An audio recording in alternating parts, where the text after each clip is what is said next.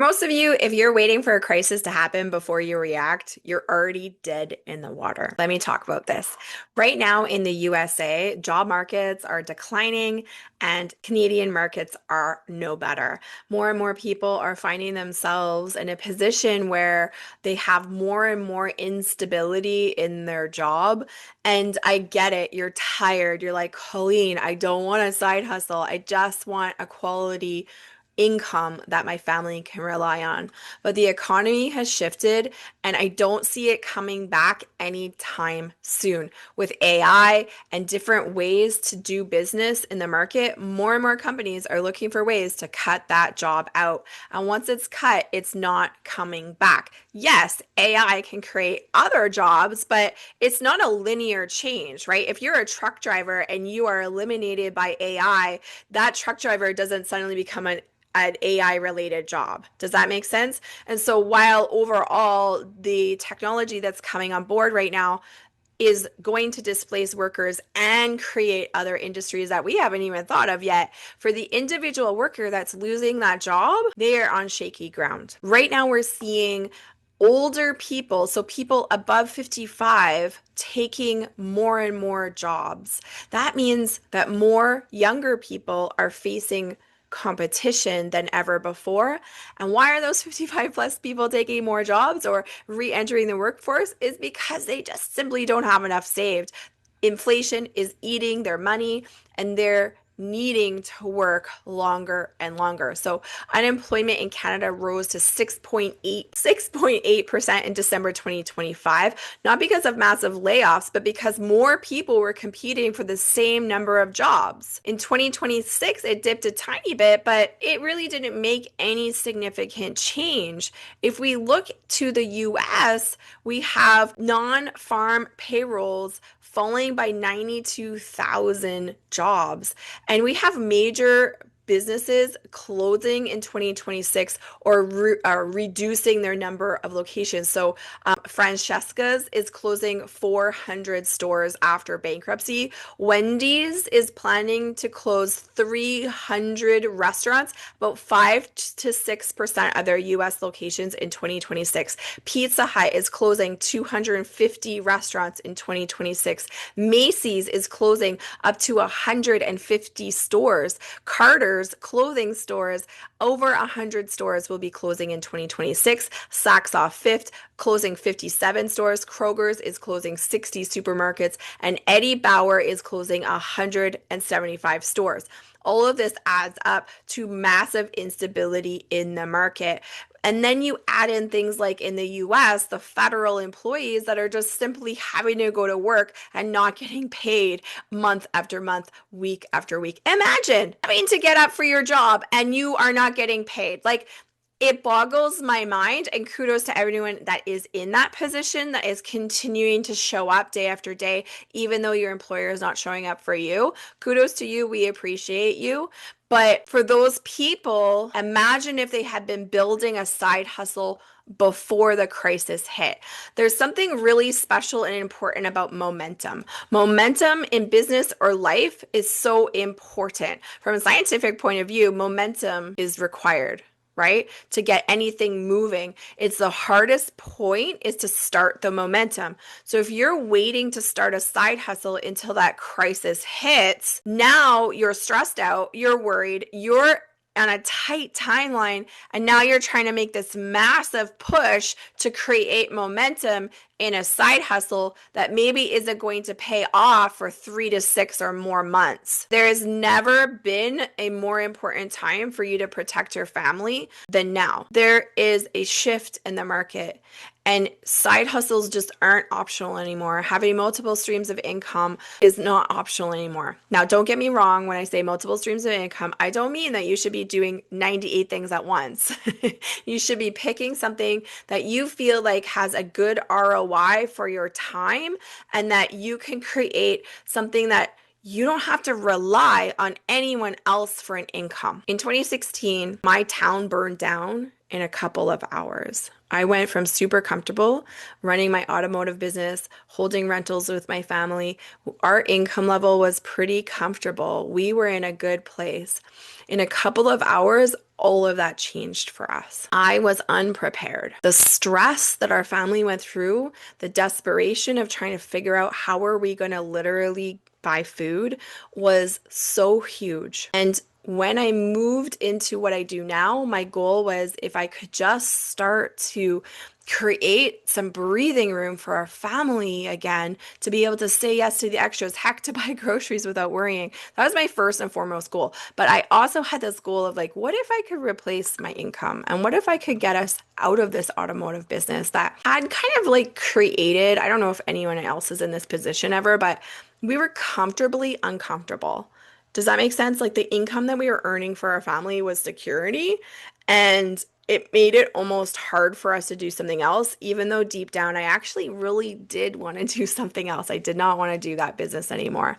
And so the fire just made it like, Colleen, there is no more options. You've got to figure some stuff out. So I chose finance. I looked at different options. I looked at, first of all, real estate. While that was an option, it's expensive to get your license, and it's like it gave my family more flexibility. But I thought about this. Hey, what happens if I had a movie night plan with my kids and someone wanted to write a deal? I would have to go write the deal. And so while it was better than, say, looking for a job, which for me, flexibility and freedom is the ultimate goal, to be with my family, not have someone else telling me if I could get a raise, if I can get a paycheck, and then downsizing me. That's not something that I'm able to sign up for. I'm not okay with that. I always say to my people, I'm unemployable at this point. So I started looking around. Okay, a job's out. Starting another business. Well, let's look at the numbers. If say we wanted to open a franchise, a lot of people look to that. A Subway franchise, an average Subway franchise is between $250,000 and $500,000 to start up. But if you look at the average income of a Subway owner, is about $46,000 to $96,000 US. And that's with them working full time in the business. Oh, awesome. I get to pay $500,000 to earn a salary of like $60,000. That's not a great ROI. And if you look at lots and lots of franchises, it's the same story over and over and over. People have to own multiple franchises to be able to ever actually earn over six figures or a comfort income. And I don't know a lot of people that have multiples of $500,000 laying around so that they can start multiple franchises. And we certainly were in that position after the fire. We were up against it. And so I looked at what I do now, which is finance. We get to help people really learn about money. My first goal was, my goodness, if I could save anyone from the struggle that I'm going through now because of the fire and things that we could have had in place if someone had taught us, that really would have protected our family better. That was my first and number one goal. But along the way, I was able to build a team and be able to build a client base that served my family enough that we were able to walk away from that automotive business and start to build a life on our own terms. We're able to work from anywhere, and we're able to see our income continue to increase month after month after month. It's an amazing place to be. But it's not only about me, it's about some of my team. I had a gentleman last week earn over $16,000 in one pay cycle. Now, obviously, that's not a typical pay cycle, especially for someone starting out. He did some work to get there, but he put those plans in place and was doing the work. And coincidentally, the week before that $16,000 payday came, he lost his job. And thank God he had put the work, put the motion in place so that when that crisis struck, he already had something coming for his family that was going to make a significant difference, if that makes sense. He already had the stars kind of aligning for him. It would have never happened if he hadn't started the side hustle, if he hadn't started the momentum before the crisis started. So if you're sitting there today, not sure about your job or feeling sure about your job, I want to challenge you of what could you be doing to build a safety net for your family? Because there is no such thing as job security anymore. There is no such thing as just getting a good job and riding it out to the pension. Those numbers don't work anymore. That's why we're seeing so many people 55 plus re-entering the workforce or staying in the workforce longer. Most people end up at retirement age with not enough invested. Inflation has wreaked havoc on our ability to do that. Just get a good job, hold on for the pension plan. It doesn't work anymore. But more and more people are also realizing, hey, I'm not willing to work my face off for an employer that could just decide to cut me tomorrow. I'm not willing to work my face off because I have no job security or I want to have more quality of life. I actually want to be with my kids and my family and do those sorts of things. And that side hustle for me, it turned into a full-time income, and it might just for you too. So the nut of this podcast today is that I need you to put yourself in a position, or I'm hoping that you're going to put yourself in a position so that when crisis happens, your ability to rise through is going to be so much more substantial, and the timeline for that to happen is going to be so much shorter. If you lose your job this week, or if someone gets hurt in your family and you need to take time off work, whatever that looks like for you,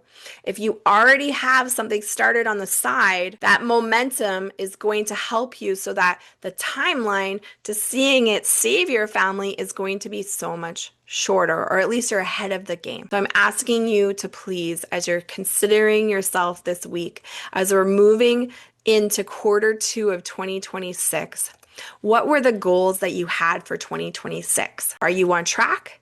Do you need to rest and reset? Do you need to review what that plan is? And maybe if earning more income in 2026 was part of that plan, it's time to reevaluate how you're going to do that. My plan and my hope for you is that you're able to do that in a way that creates value for your family, that helps other people, that helps serve the community, but helps you in crisis times be ready and able to rise through so much faster. So I hope that this helped you, and I hope you have a blessed day. Keep rising through.